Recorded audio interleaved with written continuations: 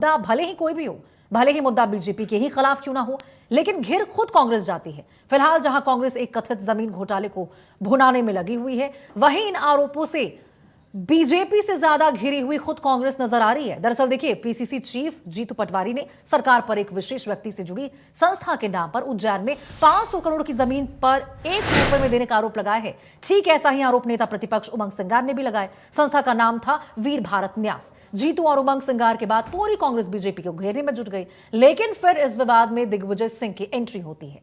पूर्व मुख्यमंत्री ने इन आरोपों को सिरे से नकार दिया है। दिग्विजय बोले कि असल में जिस संस्था की बात हो रही है वो सरकार की ही संस्था है, तो घोटाले की तो कोई बात ही नहीं उठती है। वैसे तो ये बात सही है कि वीर भारत न्यास संस्कृति मंत्रालय के अंतर्गत आता है, लेकिन जिस मुद्दे पर कांग्रेस और खुद पीसीसी चीफ सरकार को घेर रहे हैं, उस पर दिग्विजय का बयान सरकार को एक क्लीन की तरह क्लीन चिट देता है। और देखिए, पीसीसी चीफ और पूर्व मुख्यमंत्री के बीच अदावत जरूर लगी है। पूर्व मुख्यमंत्री ने यहां तक कहा है कि दलालों की कमी नहीं है जो झूठे आरोप लगाते हैं और पैसा वसूलते हैं, और सियासी गलियारों में तरह तरह की कयासबाजी का दौर शुरू हो गया। हालांकि देखिए, दिग्विजय सिंह के वीर भारत के बारे में अहम बयान के बाद भी जीतू पटवारी अपनी बात से पीछे हटने के लिए राजी नहीं हुए। वही खबर है कि अब इस अदावत की गूंज दिल्ली दरबार तक सुनी गई है और जल्द ही जवाब तलब भी हो सकती है। अब सवाल यह है कि जो अदावत राज्यसभा चुनाव में पीठ पर वार के आरोपों से शुरू हुआ, क्या ये उसी अदावत का पार्ट 2 है? और इस पर होगी आज की बड़ी बहस। बहस से पहले आपको जीतू पटवारी और दिग्विजय सिंह की बयानबाजी सुनवाते हैं।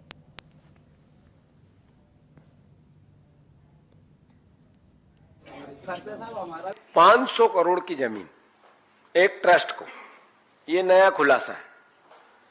500 करोड़ की जमीन मैंने व्हाट्सएप किए हैं आपको, वो है अभी, वो मंगाओ, प्रिंट सबको दो, तो सर वो सार्वजनिक हो जाएगा।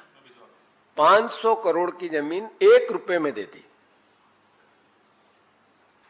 एक ट्रस्ट को। ट्रस्ट में कौन है ट्रस्टी? नंबर 1 एक श्रीराम जी हैं जो मुख्यमंत्री जी के सांस्कृतिक सलाहकार हैं। तो आखिर नरेंद्र मोदी जी किस मोटिव के साथ देश को ये कहना चाहते हैं कि मैं न खाऊंगा न खाने दूंगा? तो मैं दिल्ली आकर इस बात को इसलिए कर रहा हूं, कांग्रेस पार्टी इसलिए आप सबके सामने ये पब्लिक डोमेन में ला रही कि इनका चेहरा कुछ और है और ये बातें देश के सामने कुछ और करते हैं। धर्म के नाम पर भी लूट इनकी जग जाहिर है, इसी बार नहीं। ये राम मंदिर के चंदे का धंधा भारतीय जनता पार्टी और उससे जुड़े हुए लोग आज से नहीं कर रहे हैं, पिछले 30 साल से कर रहे हैं। ईंट ला गए, ईंट ले ली, ईंट कहां है पता ही नहीं चली। 30 साल में ईंट अगर बाहर रख दो तो अपने आप ही झरझर हो जाती है। जब से पैसा ले रहे हैं, आज तक चंदा आता उसको भी खा रहे हैं।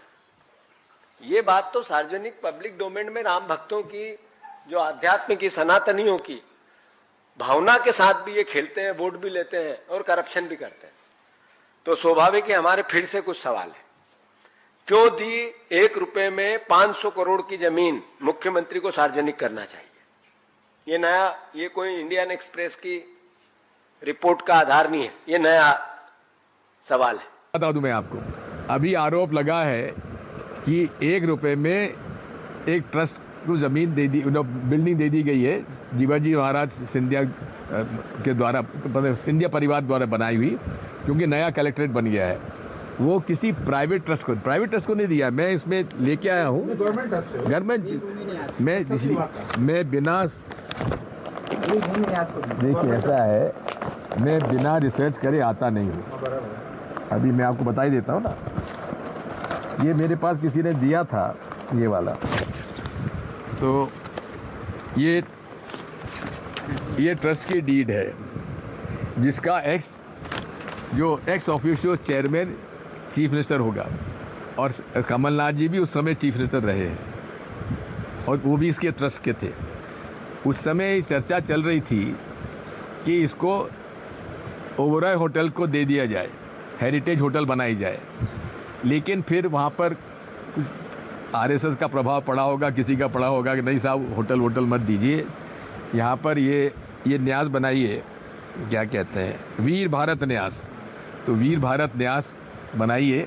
तो ये जो वीर भारत न्यास और उसके पास का एक और जो है जिसमें दिया गया है, ये ये रजिस्ट्रार ने जो रजिस्टर किया है उसका बता रहा हूँ। मैं रजिस्ट्रार पब्लिक ट्रस्ट भोपाल वीर भारत संस्थान संचालय रविंद्र भवन परिसर भोपाल को एक सार्वजनिक ट्रस्ट के रूप में पंजीकृत करता हूँ। ये पूरा का पूरा एक साथ हुआ है जो ज़मीन 1 रुपये में दी गई है, इसलिए वो चार्ज सही नहीं है।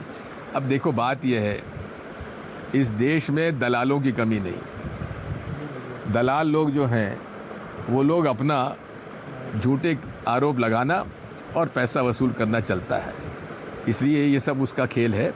ये ट्रस्ट के मामले में मैंने कहता हूँ रिसर्च करे, मैंने आता नहीं हूँ, इसलिए जान करके मैं ये पूरा रजिस्टर पूरा फाइल लेके आया हूँ। तो देखिए, बड़ी बहस की शुरुआत करते हैं। हमारे साथ कुछ खास मेहमान जुड़ चुके हैं। सत्येंद्र जैन बीजेपी प्रवक्ता हमारे साथ जुड़े हुए हैं, विवेक त्रिपाठी कांग्रेस नेता हमारे साथ जुड़े हुए हैं, प्रवीण खेरीवाल वरिष्ठ पत्रकार भी हमारे साथ जुड़ चुके हैं। हालांकि देखिए, विवेक त्रिपाठी जी फोन लाइन पर हमारे साथ जुड़े, कांग्रेस नेता। सत्येंद्र जी, विवेक जी, प्रवीण जी, आप तीनों का बहुत बहुत स्वागत है इंडिया न्यूज पर इस खास बातचीत में जुड़ने के लिए, बड़ी बहस में। सबसे पहले तो विवेक त्रिपाठी जी का रुख करना चाहूंगी, कांग्रेस नेता है, हमारे साथ फोन लाइन पर जुड़े हुए हैं। विवेक जी, जरा स्पष्ट कर दीजिए, आप ही के नेता आरोप लगाते हैं, आप ही के नेता इसका खंडन भी करते हैं, वो भी कि सार्वजनिक रूप से सामने आते हैं, दस्तावेजों के साथ सामने आते हैं। जरा बता दीजिए कि जनता किस पर भरोसा करे, जीतू पटवारी पर या फिर दिग्विजय सिंह पर? राम मंदिर में जिस तरीके की चोरी हुई है और सरकार सारे मामले में पर्दा डालने का कार्य कर रही है, जांच चल रही है, एसआईटी बनाई जा रही है, जनता को ये भरोसा दिलाया जा रहा है कि निष्पक्ष जांच होगी, एसआईटी बना दी गई है। इससे पहले भी कई बार एसआईटी बनाई गई।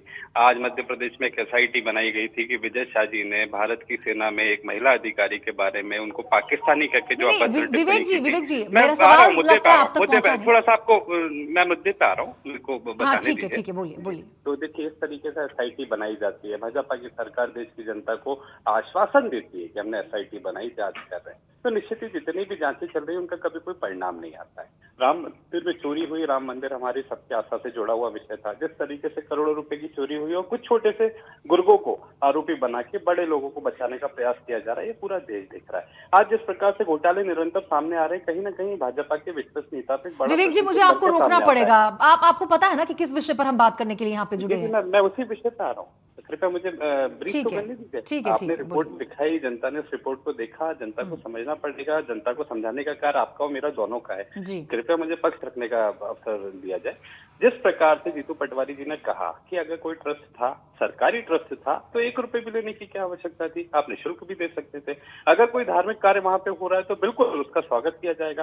परंतु जिस प्रकार से उज्जैन में सिंगस के नाम पे किसानों की जमीनों का अधिग्रहण किया जा रहा है, जहां इनकी जमीन है वहां पे सरकारी प्रोजेक्ट लगाए जा रहे हैं, तो इसको लेकर बड़ी ही, मैं समझता हूँ, जनता के बीच में एक असहज भाव उत्पन्न हुआ है, जिसको क्लियर करने की आवश्यकता है, जिसको स्पष्ट करने की आवश्यकता है। और ये स्पष्ट करने की जिम्मेदारी सरकार की है। जीतू पटवारी जी ने जब कोई बात कही तो निश्चित ही उसी विषय पे पूर्व मुख्यमंत्री दिग्विजय सिंह जी ने भी कुछ बात कही। दोनों को अगर आप तार्किक रूप से देखेंगे तो उसमें मूल भावना ये है कि जमीनों की खरीद फरोख्त या अधिग्रहण कहीं भी होता है तो उसका जिस विषय में, जिस उद्देश्य से लिया गया है, उस उद्देश्य की पूर्ति होनी चाहिए। तो निष्पक्ष तरीके से उस उद्देश्य की अगर पूर्ति नहीं होती है तो विपक्ष का नैतिक दायित्व बनता है कि सरकार को आगाह करे कि जिस विषय पे, जिस उद्देश्य के साथ ने अपने जमीन का विवेक जी, अब दिग्विजय सिंह जी ने क्या कहा है? मेरा सवाल आपसे था कि जीतू पटवारी कह रहे हैं कि यहां पर घोटाला हुआ है, दिग्विजय सिंह जी उसका खंडन करते हुए साफ तौर पर कह रहे हैं दस्तावेजों के साथ। जी कह रहे हैं कि 500 एकड़ जमीन 1 रुपए में दे दी गई। यहाँ पर दिग्विजय सिंह जी की ओर से क्या कहा गया? एक मिनट विवेक जी, दिग्विजय सिंह जी की ओर से कहा गया है कि खंडन क्या है, उन्होंने उस बात का खंडन किया है, खंडन करते हुए उन्होंने कहा है कि ये बिल्कुल आरोप गलत है, ऐसा कुछ भी नहीं हुआ। जब सरकार की वो जमीन है तो सरकार क्या घोटाला करेगी उसके अंदर? इस चीज को लेकर आप सिर्फ मुझे ये बता दीजिए, जनता किस पे भरोसा करे?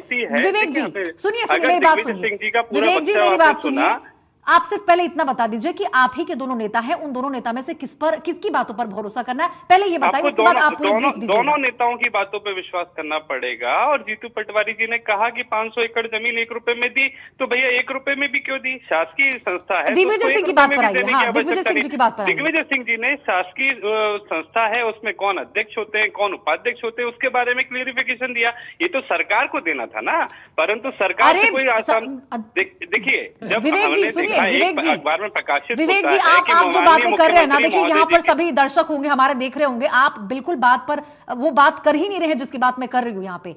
दिग्विजय सिंह जी ने आपके ही नेता जीतू पटवारी की बात को खारिज कर दिया है सिरे से। और सुनिए, उनकी ओर से यह भी कहा गया है कि कुछ दलाल हैं जो झूठे आरोप लगाने के लिए वहां बैठे रहते हैं। ये दलाल किसको कहा गया है उनकी ओर से, ये बताइए जरा। अगर कोई दलाल आरोप लगा रहा है तो जिसके ऊपर आरोप लगा रहा है उसको बताना चाहिए। तो क्या मीडिया ने अगर कहा कि 100 एकड़ भूमि की इस परिवार ने ज्यादा खरीदी कर ली, इनकी संपत्ति में 150 एकड़ 200 आप एकड़ विवेक जी उस चीज के ऊपर बोलना ही नहीं चाह रहे, ठीक है। सत्येंद्र जैन जी, यदि देखिए एक मिनट, ठीक है, हो गया। सत्येंद्र जैन जी, यदि दिग्विजय सिंह जैसे लोग, मुझे लगता है कि तमाम विपक्षी दलों में आ गए, एक एक भी व्यक्ति यदि आ गया तो बीजेपी को तो खुद आगे बढ़कर बोलने की जरूरत ही नहीं पड़ेगी, क्लीन चिट तो ऐसे ही मिल जाएगी बीजेपी को।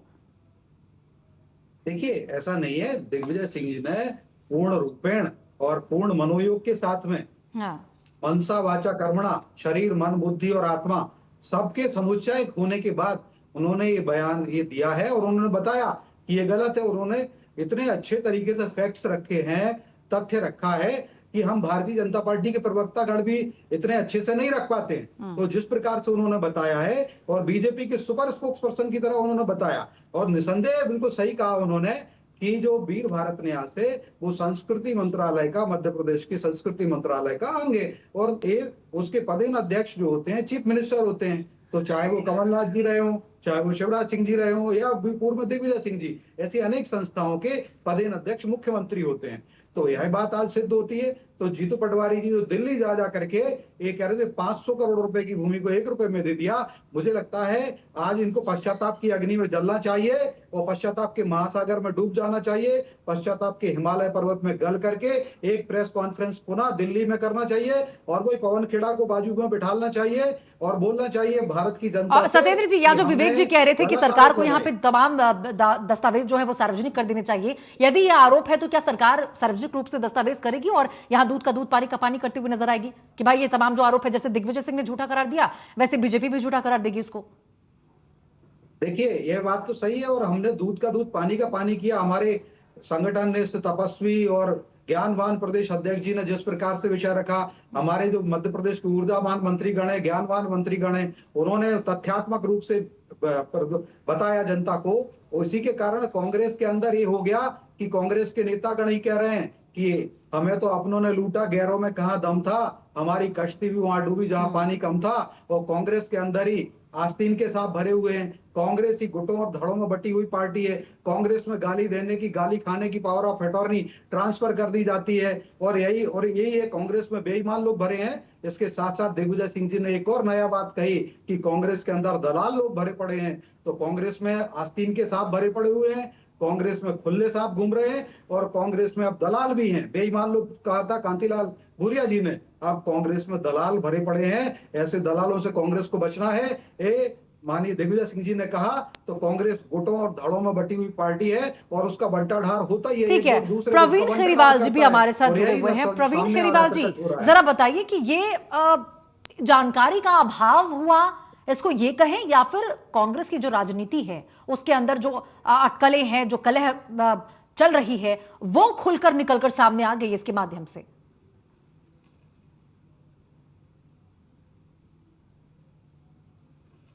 जी प्रवीण खेरीवाल जी, आपकी आवाज हम तक नहीं पहुंच पा रही है, खुद को म्यूट कर लीजिए।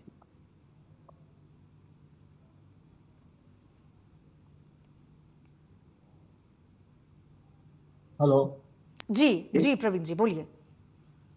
मैं समझ रहा हूँ कि ये जो टाइमिंग था जमीन का विवाद, ये इस समय ऐसे समय में आया जब एक नेशनल अखबार ने उज्जैन की जमीनों को लेकर मामले को गर्म किया और उसी को लेकर इन्होंने प्रेस कॉन्फ्रेंस की।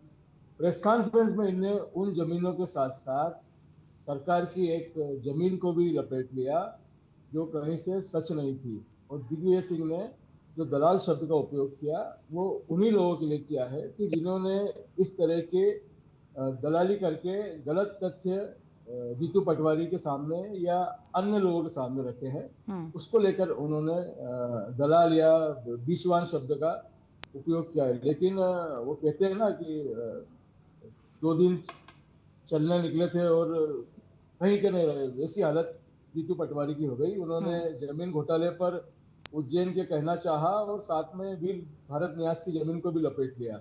अरे भाई, जो जमीन सरकार की है, सरकार के ही न्यास को दी जा रही है। मुख्यमंत्री और संस्कृति मंत्री उसके अध्यक्ष उपाध्यक्ष है, संस्कृति विभाग के सचिव उसके सेक्रेटरी हैं। इसमें कहाँ से घोटाला हो गया और कहाँ से जमीन को लुटा दी गई?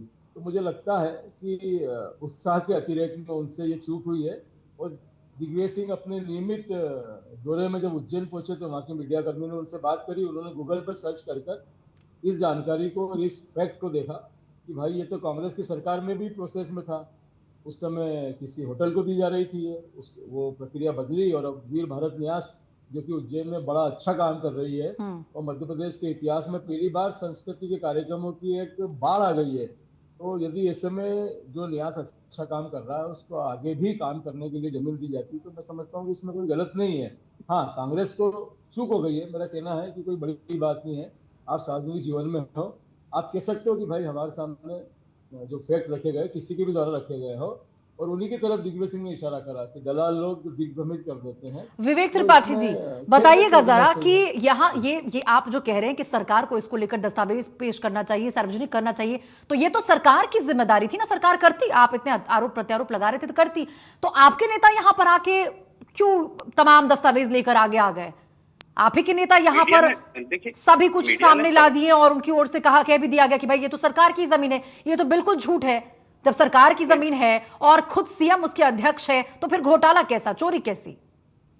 नहीं, देखिए, मीडिया ने सवाल किया कि जीतू पटवारी जी ने जिस विषय में कुछ वक्तव्य दिया है उस विषय पे जब सवाल किया गया तो सवाल के जवाब में पूर्व मुख्यमंत्री दिग्विजय सिंह जी ने बताया कि किस प्रकार से समिति कार्य करती है और शासन की जब भी कोई जमीन का अधिग्रहण किया जाता है तो जरूरत के हिसाब से, मांग के हिसाब से उसको अधिग्रहण करके और दिया जाता है। बस न्यास में कौन अध्यक्ष है कौन उपाध्यक्ष है इसके बारे में ब्रीफिंग भी की। सरकार को जो ब्रीफिंग करनी चाहिए थी सरकार नहीं कर पाई, बगले झांकने लगी। तो दिग्विजय सिंह जी से जब प्रश्न पूछा गया तो उन्होंने उसका जवाब दिया और निश्चित ही ये जवाब था विवेक जी, ये जवाब था।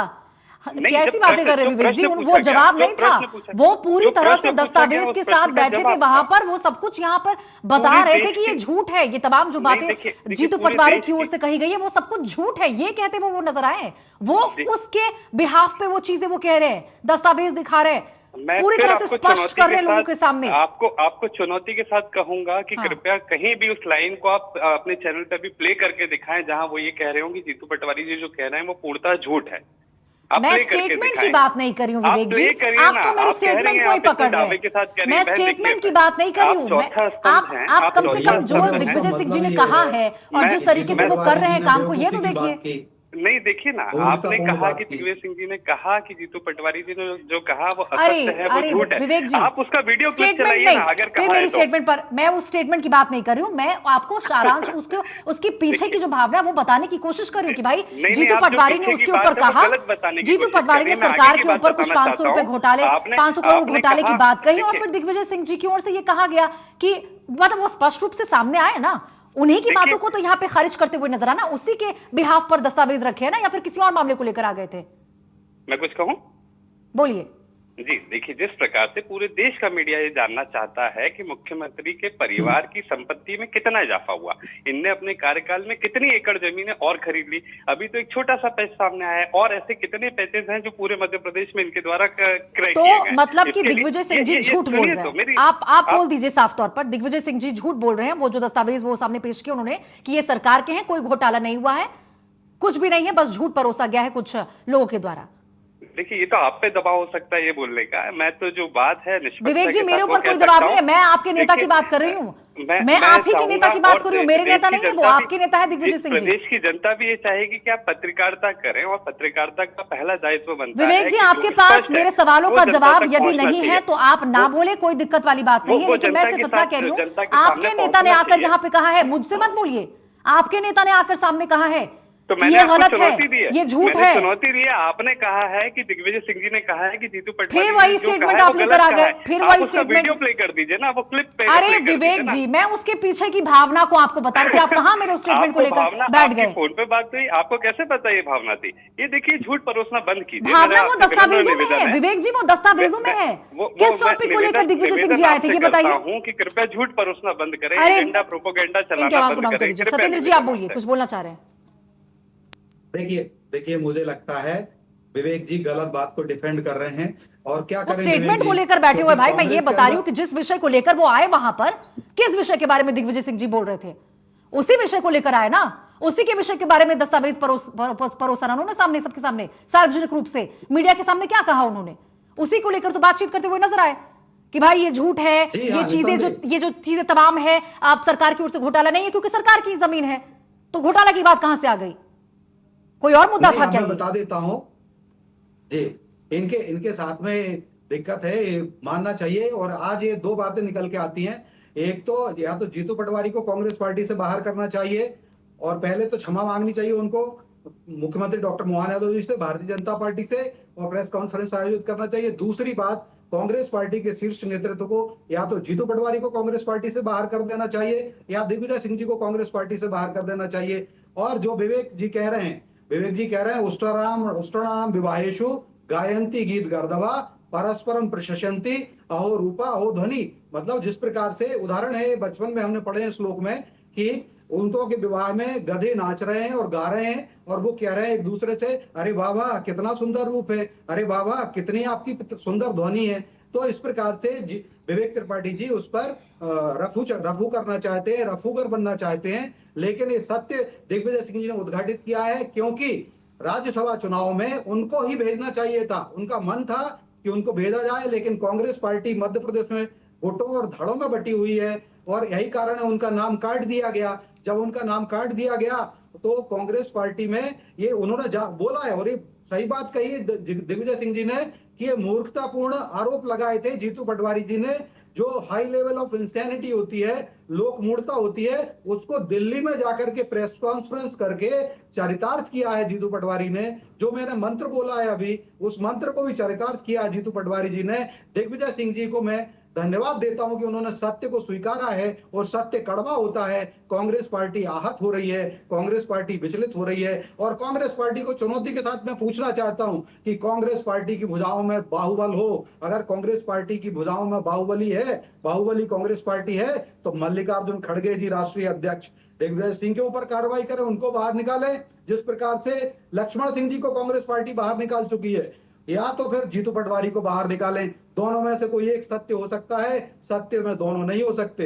तो कांग्रेस पार्टी की गुट और धाड़ों की और जो लड़ाई आपस की प्रतिद्वंदिता है, वो बार बार सामने आ रही है। और बाहर जो आरोप लगाए थे, मिथ्या आरोप लगाए थे हमारे मुख्यमंत्री डॉक्टर मोहन यादव जी, उन्होंने स्वयं 2023 के विधानसभा चुनाव में जो शपथ पत्र दिया था, और आज के समय में उनकी 1 इंच भूमि भी ज्यादा नहीं है, और उनकी जो धर्म पत्नी है हमारी आदरणीय भाभी जी मातृ स्वरूपा भाभी माँ, उनके खाते में भी 1 इंच भूमि भी उनकी नहीं है, एक्स्ट्रा आई है। बिल्कुल, देखिए प्रवीण खेरीवाल जी, कहीं ना कहीं जिस प्रकार से कांग्रेस यहाँ पर अपने ही बातों में उलझ कर रह गई है, क्या लगता है आपको, क्या इससे बीजेपी को कोई राजनीतिक फायदा मिलता हुआ नजर आएगा, या फिर जो जिस प्रकार से राज्यसभा चुनाव के समय शुरू हुई है जो खिंचतान थी, वो अब जिस तरह से कदावत में बदलती हुई नजर आ रही है, क्या राय है इसके ऊपर आपकी?